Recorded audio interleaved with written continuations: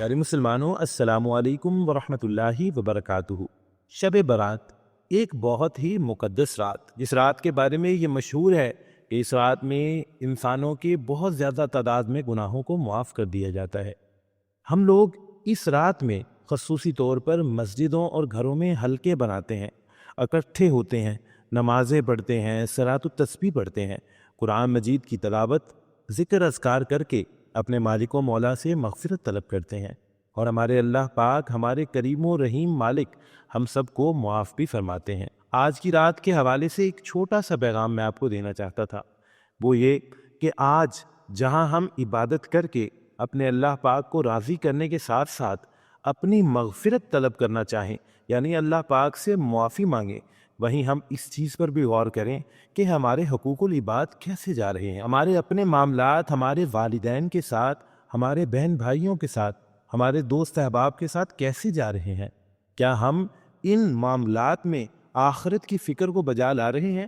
یعنی ہم ایک دوسرے کی فکر کر رہے ہیں کہ ہم سب لوگ جیسے یہاں پر اکٹھے ہیں، محبت سے رہ رہے ہیں، وہیں جب آخرت کا معاملہ ہو تو تب بھی ہم سب لوگ جنت میں جانے والے بن جائیں۔ یہاں پر رہتے ہوئے جیسے ہمیں ایک دوسرے کی فکر ہوتی ہے کہ کسی کی یہ چیز نہ رہ جائے، کسی کا یہ کام نہ رہ جائے، وہیں ہمیں آخرت کی بھی فکر ہے کہ آخرت میں کہیں ہمارے فلاں ساتھی کے ساتھ یہ معاملہ نہ ہو جائے۔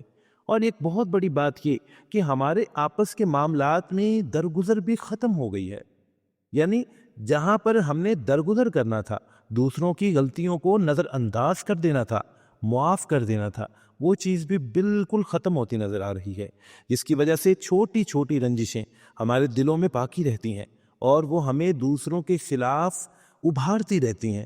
یعنی انسان کے اندر ایسے دوسروں کے خلاف کانٹینٹ اکٹھا ہو جاتا ہے کہ چھوٹی سی بات بھی جب کسی کے بارے میں پتہ چلتی ہے تو ہم اس پر برس پڑتے ہیں۔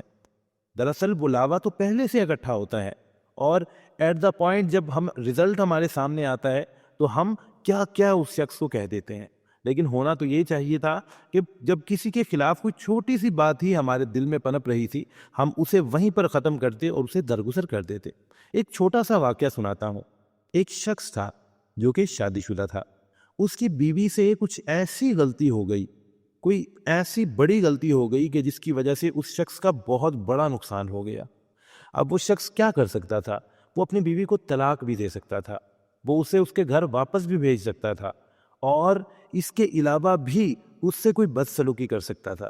لیکن اللہ پاک کی دی ہوئی توفیق سے اس شخص کے دل میں یہ آیا کہ یار یہ اللہ کی بندی ہے، اسے چھوڑ دیں، یعنی اسے معاف کر دیتا ہوں، کوئی بات نہیں، یعنی اللہ پاک میری تلافی کر دیں گے۔ اسی طرح کی سوچ آئی ہوگی نا۔ پھر کیا ہوا کہ اس شخص نے اپنی زوجہ سے کچھ نہیں کہا، اسے چھوڑ دیا، جیسے ہم اکثر کہتے ہیں کہ یار چلو خیر ہے۔ پھر کیا ہوا کہ کچھ ہی عرصے کے بعد اس شخص کی وفات ہو گئی۔ وفات کے کچھ عرصہ بعد جب وہ شخص کسی کے خواب میں آیا تو اس خواب دیکھنے والے نے پوچھا کہ سناؤ تمہارے ساتھ کیا معاملہ پیش آیا؟ اس شخص نے کہا کہ مجھے اللہ پاک نے معاف فرما دیا ہے۔ اب پوچھنے والے نے کہا کہ آخر وجہ کیا بنی، کس طرح تمہیں بخشش ملی؟ تو اس شخص نے کہا جس بات کا مفہوم کچھ یوں ہے کہ اللہ پاک نے فرمایا تو نے اپنی بیوی کو میری بندی سمجھ کر معاف کر دیا تھا کہ یہ اللہ کی بندی ہے، اسے معاف کر دیتے ہیں، تو آج میں تجھے اپنا بندہ سمجھ کر معاف کر دیتا ہوں۔ پیارے مسلمانوں، یہ معاف کرنا ایک بہت بڑی خوبی ہے، حتیٰ یہ کئی جگہ پر مشکل ہوتا ہے، لیکن انسان اپنے غصے کو زائل کرنے کے لیے وہ کوششیں کرے جو دین اسلام نے بتائی ہیں۔ بیٹھے ہیں کھڑے ہو جائیں، کھڑے ہیں بیٹھ جائیں، بیٹھے ہیں لیٹ جائیں، نہیں تو چلنے پھرنے لگے، پانی پی لیں، وضو کر لیں۔ شیطان تو یہ چاہتا ہی نہیں کہ ہم اپنی سکھ کی زندگی گزار سکیں۔ دیکھیں، ایک معاف کرنے والا شخص معاف کر کے سکون کی نیند سو جاتا ہے، اور ایک دل میں بات رکھنے والا شخص اس بات کو دل میں رکھ کر پوری رات کوڑتا رہتا ہے۔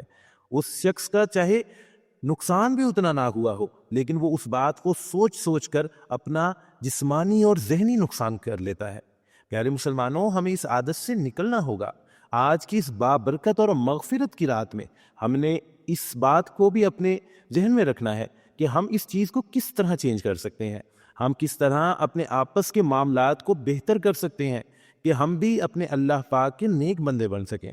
آج کی اس مغفرت والی رات میں یہ دعا ہے کہ اللہ پاک ہم سب کو ہدایت عطا فرما دے اور سیدھے رستے پر چلا دیں۔